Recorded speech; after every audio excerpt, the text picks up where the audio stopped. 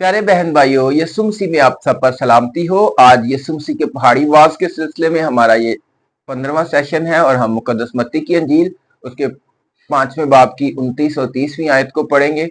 और इन आयत को पढ़ने से पहले मैं ये बता देना चाहता हूँ कि इसका मतलब अपने आप को जिस्मानी तौर पर दुख पहुंचाना नहीं है। जब हम पूरा इस सेशन को कंप्लीट करेंगे तो हम बेहतर तौर पर समझ चुके होंगे कि इसका मतलब क्या है। तो आइए पढ़ते हैं कलाम मुकद्दस से। बस अगर तेरी दाहिनी आंख तुझे ठोकर खिलाए तो उसे निकाल कर अपने पास से फेंक दे, क्योंकि तेरे लिए यही बेहतर है कि तेरे अज़ाब में से एक जाता रहे और तेरा सारा बदन जहन्नम में ना डाला जाए।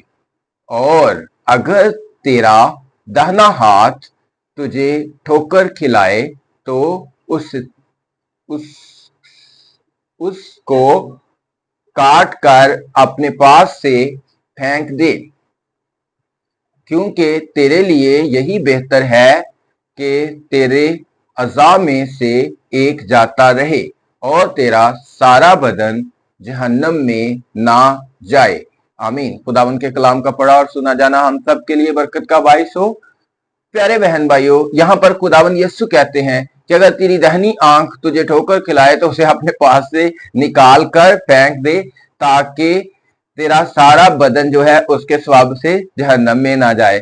और तेरा दाहिना हाथ तुझे ठोकर खिलाए तो उसे फेंक दे, उसे अपने पास से उतार कर फेंक दे। तो इसका मतलब दरअसल सिंबॉलिक है। सिंबॉलिक मतलब इसके मीनिंग जो है वो तशबीहाती नुक्ता नजर से ये वर्ड्स का इस्तेमाल आता है अस्तारा के तौर पर। और जिस जमाने में खुदावंद बात कर रहे थे उनके सामीन इस बात को बहुत बेहतर तौर पर समझते थे। और जब हम इसको यूनानी मर्जन में देखते हैं तो ठोकर खिलाने का मतलब है फंदे में फंसाए। तो फंदे में फंसाने का जब हम और ज्यादा इसको गहरे तौर पर देखते हैं तो इसका मतलब है कि वो फंदा वो है जो इंसान के गले में डाला जाता है, जिसके बाद जो है उसकी मौत वाकया हो जाती है।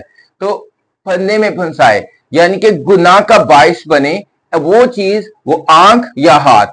ये जिस्मानी हाथ या आंख की बात नहीं हो रही, बल्कि ये अंदर के हाथ और वो आंखों की बात हो रही है जो गुनाह पैदा करती हैं, जो तबाही पैदा करती हैं। क्योंकि इससे पहले भी हम देखते हैं पिछली आयत में खुदावंद ने कहा कि जो कोई बुरी नजर से किसी औरत की तरफ देखता है वो अपने दिल में उसके साथ ज़ना कर चुका।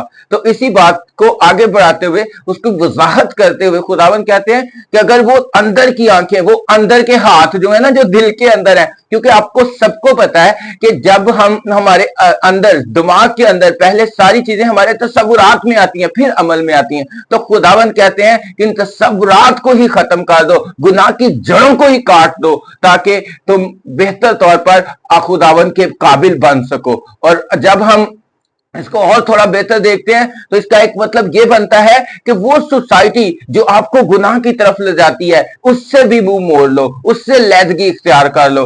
और वो सारा लालच और बुराई जो आपको करप्शन और आपको बुरी बातों की तरफ ले जाती है उनसे भी खुदावंद कहते हैं लैदगी इख्तियार कर लो। और आज के दौर में इसका एक मतलब ये भी हो सकता है कि आपने ऐसे चैनल सब्सक्राइब कर रखे हैं, आपने ऐसे पेजेस लाइक कर रखे हैं, आपकी ऐसी सोबत है जो गंदी बातें देखने पर आपको मजबूर करती है। आपका कितना भी लगाव इसके साथ हो है, यीशु मसीह कहते हैं कि उसे निकाल कर फेंक दो, ताकि बुराई जड़ से खत्म हो जाए और आप आसमान की बादशाही के लिए प्योरीफाई हो जाओ। खुदावंद आप सबको बरकत दे और आज के कलाम के वसीला से आपको बरकत मिले, आपकी सलामती हो, जीते रहें और खुदावंद आप पर हमेशा मेहरबान रहे।